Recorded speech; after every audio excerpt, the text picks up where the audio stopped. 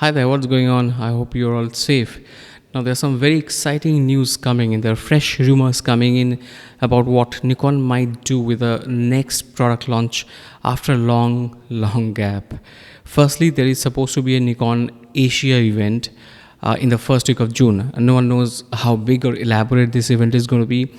But there's talk that an event will be held, and that means fresh announcements, new products perhaps. But keep in mind that all this is rumored. Nikon hasn't really come out or said anything in a press release, in any press release, that they are arranging for a new product announcement event or anything like that. Nevertheless, we know that leaks are part of the modern marketing method to keep the interest going on in new and upcoming products or in the brands. So now to the big news. There's talk that Nikon might actually have a completely different strategy for the APSC lineup, and I'm very excited about this. Nikon rumors reported that the new Nikon APS-C mirrorless camera could be actually a retro-inspired, the DF line of camera-inspired bodies. Yes, the design could be inspired by the legendary film cameras with those beautiful physical dials mounted on the top. And guess what? It might actually have an articulating screen or a flip screen. The only Nikon that I've seen with that implementation is the Nikon D5600. Perhaps there are other cameras, but D5600 comes to mind.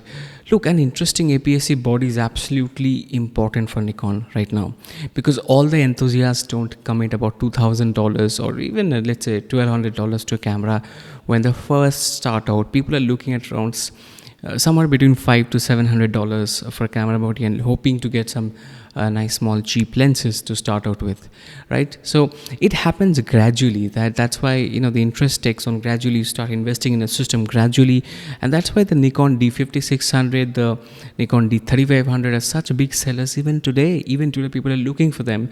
The big hits in the second hand or the used market. They're great cameras for the money and very user friendly too. So I think Nikon definitely needs to bring in more bodies and, more importantly, more excitement in that segment. Fuji has done it, and boy, they've done it so well. They've implemented stuff so well. They've got the same sensor, same processor for about almost 2 years right now, but the way they have created variety in bodies and styles, they have played around with from the form factor, weight. It's really brilliant. They've been really smart about it. I absolutely love my Fuji X-T3 when I'm looking for something beautiful and small and compact. I love it. And I take really good pictures with it. What comes out of them, I'm not talking about the files. They are great files, of course, but it's just that the way the camera connects with you when you're traveling or when you're going somewhere. Maybe you just want in an extreme Indian hot summers, if you want to take your camera out. I take my Fuji out. I do take my Nikon out when things are slightly more serious, but for my own personal purposes, I reach out for the Fuji X-T3. I love the Eterna profile, the classic chrome picture profile, the Pro Next Standard. All these profiles are so well implemented. I find that the Nikon RAW files are best. They're much better overall too, and much easier to work with, at least on Lightroom.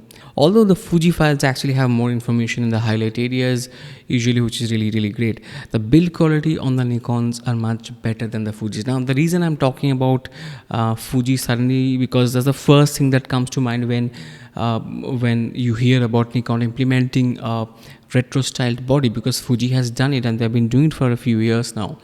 And so then how is it that I think that Nikon is going to be different compared to Fuji?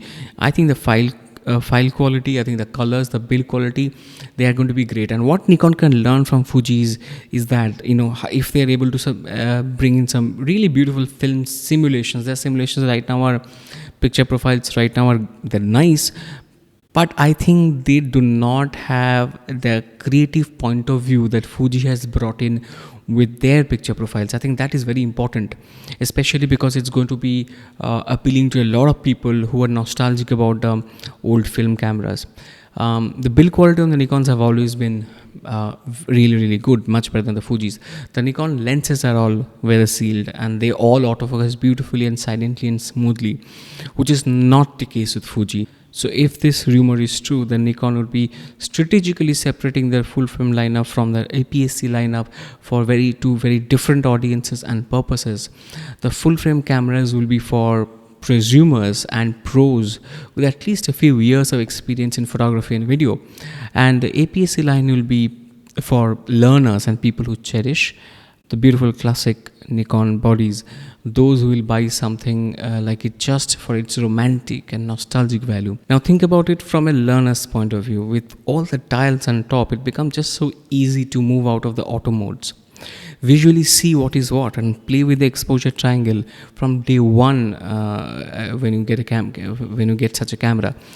That, along with the benefits of an EVF, the learning experience is fundamentally transformed and hastened, so much faster, so much more intuitive, because this generation kids, they don't have patience right now. So they're used to technology that makes life easy. Instead of, they don't like to get into complications. They just expect technology to work for them.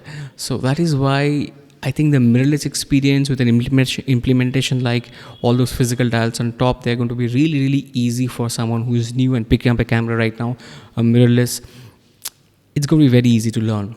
Now, if Nikon does this, I think it's going to be a strategic master stroke. So I pray that this rumor actually is true and it comes true. Why?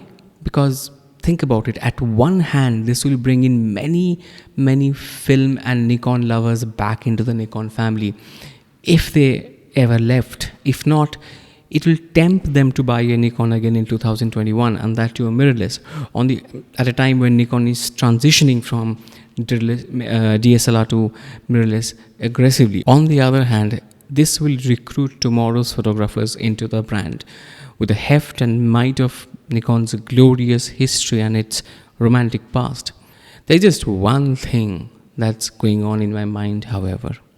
What about the lenses? Will Nikon design some lenses that aesthetically goes with such retro style bodies or not? Because we haven't seen anything like that. We do not know anything about the design of the compact 28 and the 40mm lenses that Nikon is yet to come out with, but they're announced, of course, on the lens roadmap. So anyway, that's where I leave you today. I leave you with that last question here.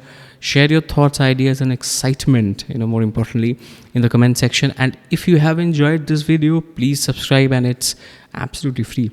And if you're new here, there are more videos for you to check out in the channel. So go ahead and explore them. See you around. Stay safe.